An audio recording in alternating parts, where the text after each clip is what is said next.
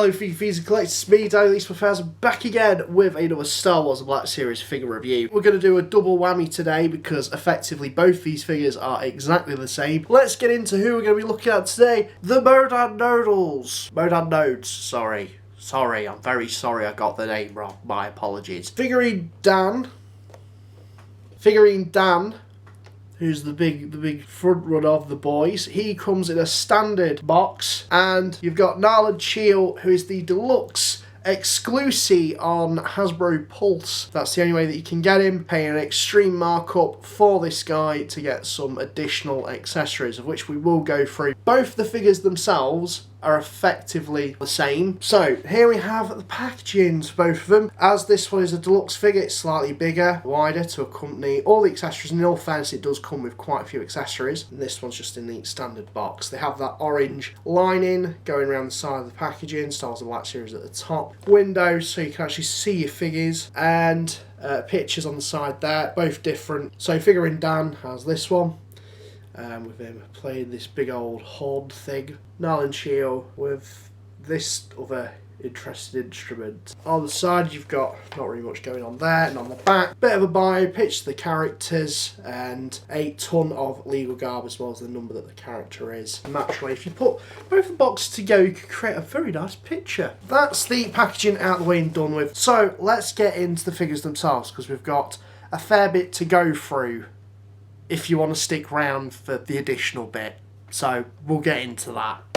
So we're going to start off with the standard figure, the standard boxed figure, because like I said, the figure itself is exactly the same to the deluxe one. Take his accessories out so we have a clean slate. Alright guys, so here he is. This on paper looks like an incredibly basic figure, and it is. It's super basic, but I bloody love it. I'm really surprised that we've got the Cantina band as soon as we have. I'm just super chuffed about that, to be quite honest with you. I've been clamouring for aliens for ages, and this is one of them. This is one of them that I've been waiting on. Given how limited their appearance really is in A New Hope, they're audible. You can hear them. That iconic Cantina music blasting in the bar. You know the Modal Nodes are there, and you know who this guy is. Just really ugly looking alien, big bum head, big old hole there. Just some really fantastic paint application going on there. Very basic, but just looks so damn good. Super simple, very humanoid-like, very basic. You've got his hands, of which immature Dan does have to comment here by saying they do look like the male reproductive organ, penisy finger form. I guess that's why they call it jizz. Good one! Also worth noting that they specialised in jats as well. Oh yeah, lovely. You know, there's some really great dry brushing. They just look so grotesque. It's so weird. I love it. I love it. Black shirt, grey pants, sort of brownish boots.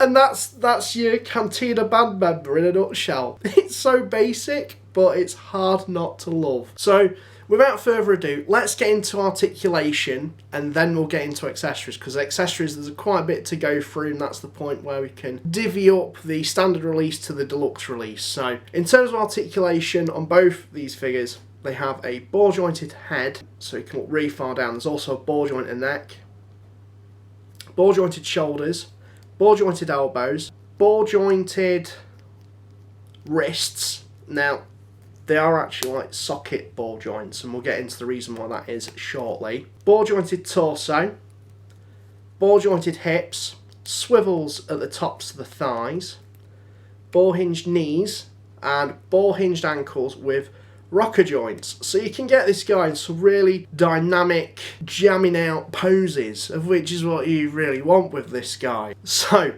let's get into accessories. The standard release comes with a Kloo Horn, a Duranian Beshquill, and a double Jossimer or fanfare. It's conflicting reading on Wikipedia and checking the source material. Whereas the deluxe release comes with 3 pairs of hands, not including the standard ones that are fitted on the figure in the box, Bandfill, an Omnibox, and this drum, and 2 drumsticks, of which I genuinely can't recall. Time to investigate.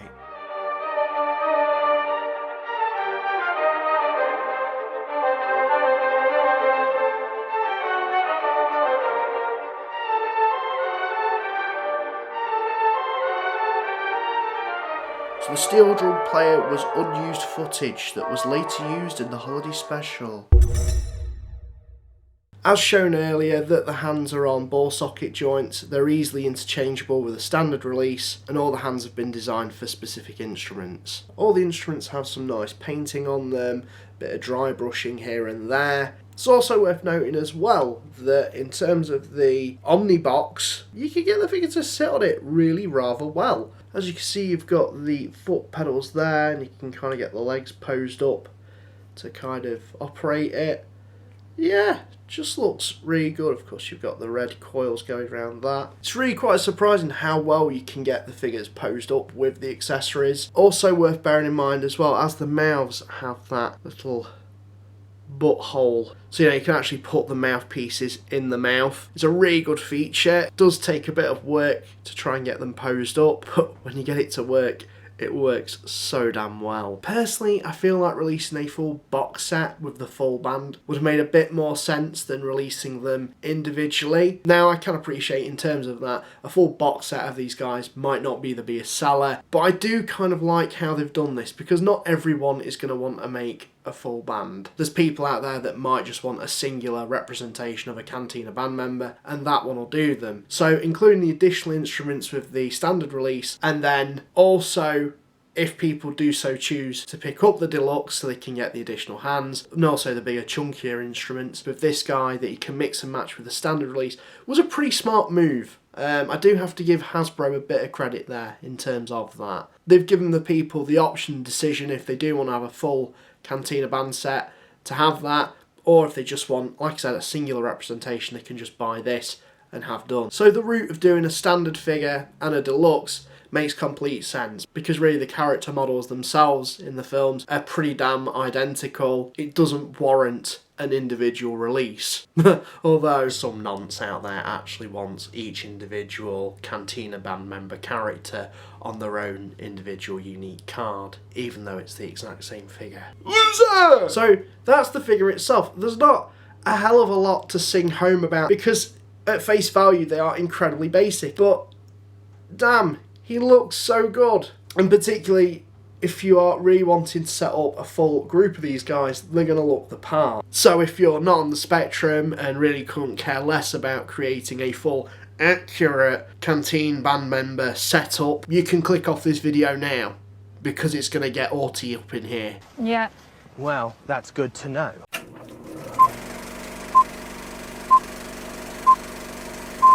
Putting the band back together. So if you're going to go with current canon, Wikipedia doesn't have you covered. So you're going to have to eyeball it by watching the limited amount of footage from the film. A lot of these shots are very hard close-ups, quick in its cutting, and just fairly obscure, though you can make out most of the instruments. It's just the dudes in the background that you really struggle to see. So you're probably going to have to take some creative license there, okay? And if your brain can't comprehend that, and you demand accuracy, then I suppose you can base it off of the Figrin D'an and the Modal Nodes 1997 CD, of which on the cover artwork features 6 band members. So if you wanted to do how it appears on the film, this is probably the closest sort of representation that you're going to find image-wise. You've got Figrin D'an on the Kloo Horn, an Omnibox player, 2 fanfare or double jossamer instrument players, and a Dorian Beshquill player. Bandfill. So you'll need 5 standard figgies and 1 deluxe. I've provided the totals here.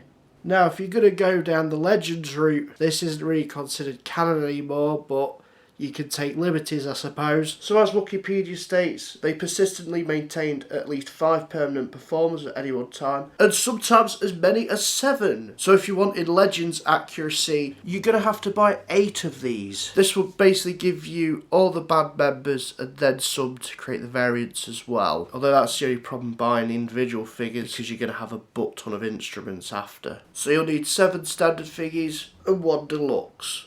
And once again, I've provided the totals here.